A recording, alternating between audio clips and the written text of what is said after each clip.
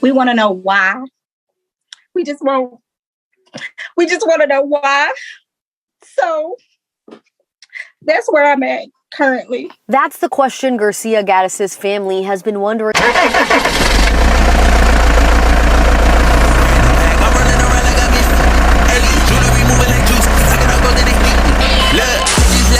I thank God. Straight from the mud, now it's time to get the pie.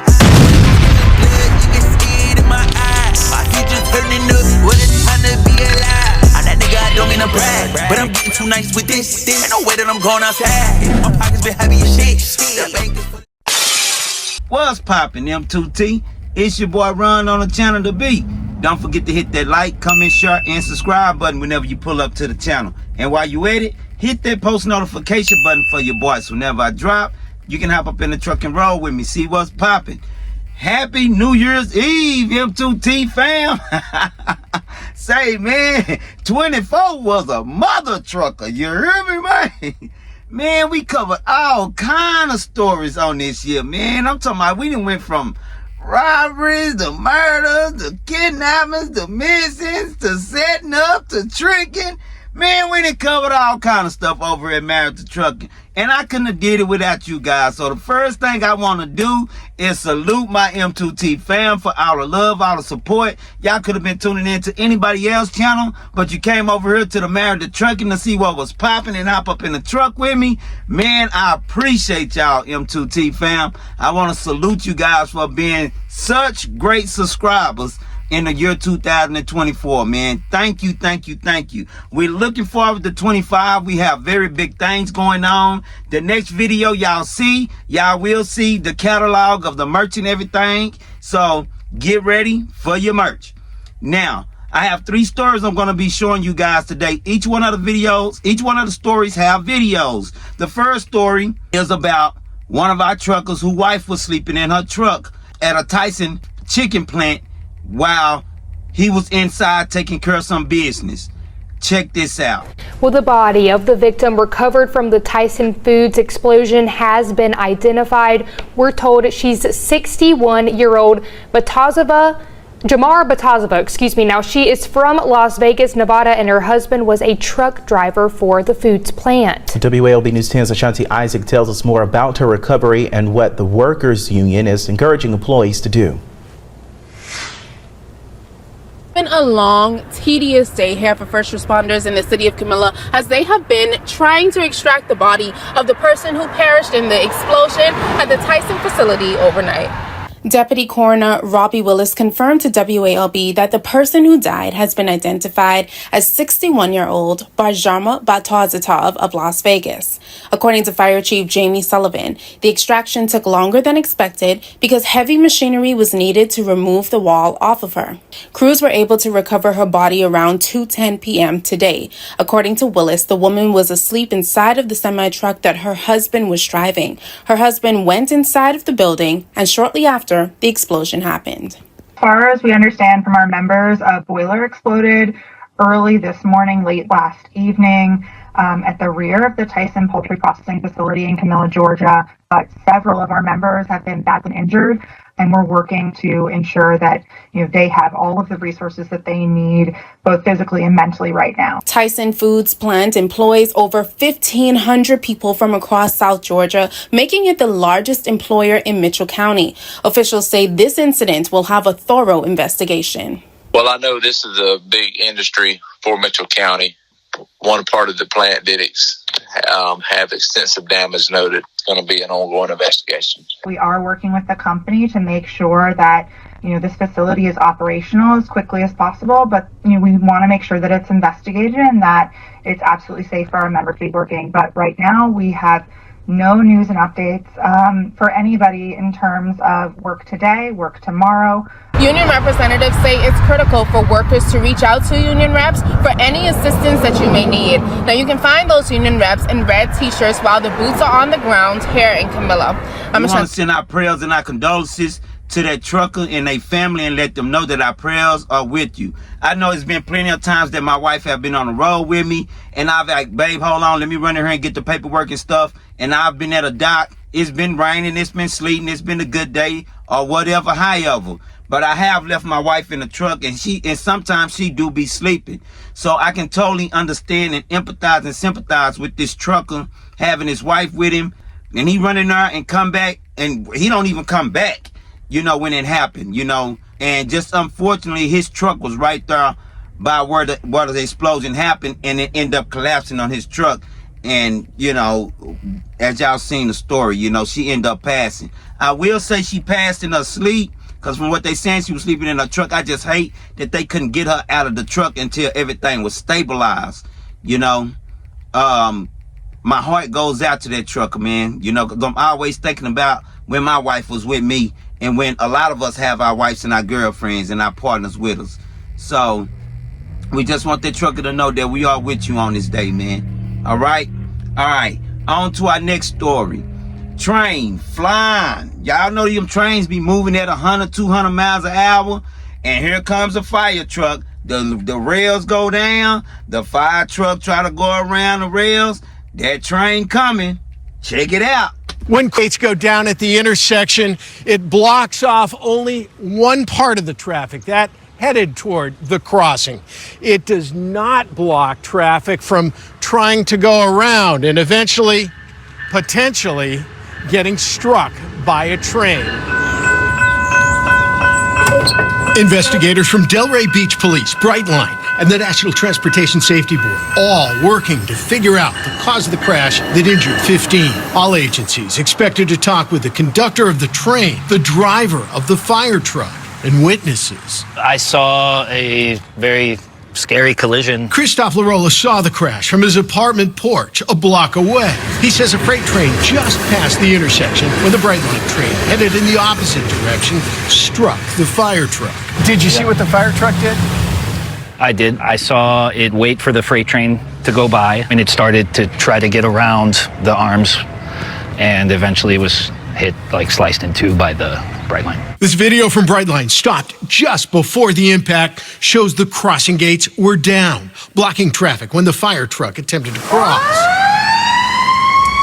Delray Beach fire officials said there was an emergency in the area, but have not said if the truck on the tracks was responding to it. 2 days after the crash, inspectors from the Florida Department of Transportation and Florida East Coast Railway said they were at the intersection just to make sure the actual tracks were safe. The National Transportation Safety Board traditionally releases preliminary accident reports within 30 days of a crash like this. Thank God none of the firemen had been found deceased or anything. A lot of them, 12 people, were sent to the hospital. A lot of them was injured. I don't know what convinced that fire truck to go around those poles, to go around those arms once they let down. How many of y'all is guilty of going around those arms? Keep it a buck. Don't go out in 24 line, man. Keep it a buck. Who have went around those railroad arms and arms when they done went down? I have. I done went around them before. And sometime I went around and that boy was about right here, and that boy was kind of close, young and dumb.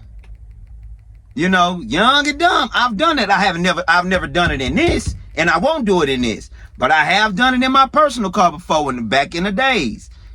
So I don't know what convinced them firemen to try to do that. I mean, it totally annihilated that fire truck. It was crazy. Y'all saw it? All right. So now on to our final and last story. As you guys seen the thumbnail, this guy was found guilty last month for setting up, luring, and murdering one of our trucker brothers. Check this out. His family tells us they had not heard from their loved one, Garcia Gaddis, for several days.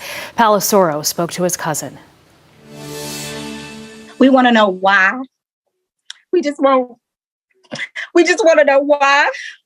So that's where I'm at currently. That's the question Garcia Gaddis' family has been wondering since he was found dead inside his car. For about 3 days, missing posters with his face filled social media. His family, including cousin Mercedes Evans, hoped for the best. And as soon as I saw the truck, my heart dropped. We were on the edge with, whatever outcome that came, but we definitely were not expecting this. Sunday afternoon, Gwinnett County Police responded to reports of a suspicious vehicle near Pierce Brennan Drive and Tech Center Parkway. Evans says her 39-year-old family-loving cousin had been inside.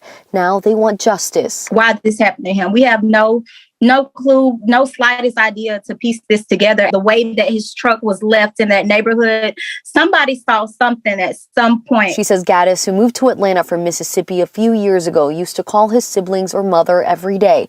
The phone didn't ring late last week, bringing up the first red flag. When he didn't show up to his job as a truck driver, another red flag was raised. He's not a person that doesn't show up for work. He's, very responsible. He wasn't involved in many other things. So we begin to speculate around that time. Before I get off into everything, they did a very fine report on exactly what happened. Y'all heard the family in the video. And we want to send them our prayers and condolences. But I want to explain to you guys that's not familiar with this story exactly what happened. Atlanta, Georgia. A couple of men was found guilty of luring a Sandy Springs man into a fatal robbery using an online dating app, according to the Gwinnett County District Attorney's Office. While investigating a noise complaint in October 21, police found 39-year-old Garcia Gaddis inside his truck with a single gunshot wound in the head in the Lawrenceville neighborhood near Pierce Brennan Drive and Tech Center Parkway. His cell phone, wallet, and keys were missing, according to officials. Investigators discovered that on the last night Gaddis was seen, Mark Antonio White, 23, had contacted him on the tagged dating app. According to officials, Gaddis had agreed to meet White near the Little Swanee Point neighborhood. When he was near, White told Gaddis to pick him up near the pool areas. Surveillance cameras showed Gaddis' truck drive through the neighborhood and pick up a man, later identified as White, from the parking lot of the pool clubhouse shortly after 11 p.m. on October 21st, 21. Minutes after the truck was seen driving toward the entrance to the neighborhood at Tech Center Parkway, White was seen walking from the entrance back to the pool clubhouse. Police found a shell casing in the cab of Gaddis' truck that matched 3 shell casings from a gun fired during an incident in July 21, in which White was accused of firing at his ex-girlfriend and her mother. The mother collected and kept the casings until police contacted her during the investigation of Gaddis' murder. Police matched surveillance footage of the night of the shooting to the body camera video of White, dressed similarly to the night of Gaddis' murder, being evicted from a townhouse across from the pool several weeks later. White was arrested in June 22. On Friday, he was convicted of a felony murder. This is in November 2024, you guys. He was convicted of felony murder, aggravated assault, armed robbery, and possession of a firearm during the commission of a felony. After his conviction, he was sentenced to life in prison plus 5 years without the possibility of parole, according to the Gwinnett County District Attorney's Office. That's the report, and that's in Atlanta, Georgia, you guys. Want to send our prayers and our condolences to Trucker Gaddis' family and let them know that our prayers and our thoughts are with you guys. Now, first and foremost, this is the more of the story. We're not going to even go through a whole lot. Why was a man meeting another man? First of all, what vibes is it giving? I can't say it, but y'all can. Hey, how you want to live your life? You live your life how you want to live your life, I mean, hey, it's much respect to whoever. We all grown. Do your thing. But this was a man conversing with another man. All right, that's number one. Number two, how was they conversing? A dating app. Now, I'm not knocking the dating app. A lot of people probably have found their mates through dating apps. I ain't gonna take nothing away from the dating app. What I will say is dating apps can be very treacherous. Because you don't know who it is you're dealing with. You don't know nothing about this person compared to you walking in the store and meeting somebody, hey, how you doing, miss? Excuse me, miss. What's your name? Where are you from? And can I come and possibly, can I take you out to, hey, that's how I met my wife at the store, you know what I'm saying? And I pretty much came to her like that. But anyway, that ain't this ain't that. That dating app is crucial, man. Because you don't know who it is you're dealing with. So this is what I want to tell you guys. For 2025, If you can, avoid them dating apps, man. Them dating apps ain't what's popping. You know, it kind of gives the David White case vibes a little bit. You know, a lot of people saying that David was tricking. A lot of people were saying that he hooked up with her own apps. A lot of people is saying a whole lot of different stuff. But it's clearly that I don't feel like David knew this young lady or that brother that they end up just recently arresting for his murder. You know, it's kind of giving dating apps, you know. And that's the same situation with this trucker. He on a dating app. He see a young man that I guess he find attractive, you know, and the young man end up popping that game to him. He end up pulling up, you know, boom, there it is. And would have got away with it hadn't his baby mama kept the shells from where he fired off on her previously. So, moral of the story. 25, stay away from those dating apps, man. Stay away from them dating apps. That ain't what's popping, man. She go come to you or he go come to you when the time is right, man. I wouldn't suggest that dating app for nobody. All right? Y'all get in the comments. Let me know what y'all think about these stories. Big shout out to my A1 Day ones. Big shout out to the ones that just be glancing in to see what's popping. And a special shout out to my new subscribers. I appreciate the love. I appreciate the support. Man, we are only a few hours away from 25, baby. We finna party. I'm on my way to the house right now. I'm about to be pulling up on my wife, man. I gotta take her out. We finna go do something, baby. We finna go get out Jamaica. Go get out cha-cha. Yeah, we finna go get out cha-cha. Get out there. A little drink, sip, you know what I'm saying? But yeah. Alright, y'all already know what it is. Until next time, it's your boy. I just got in a whole brand new bag. I'm running around. Jewelry moving like juice. Look, I just leveled up, I thank God. Straight from the mud, now it's time to get the pie. Sweat in the blood, you can see it in my eyes. My future turning up, what a time to be alive.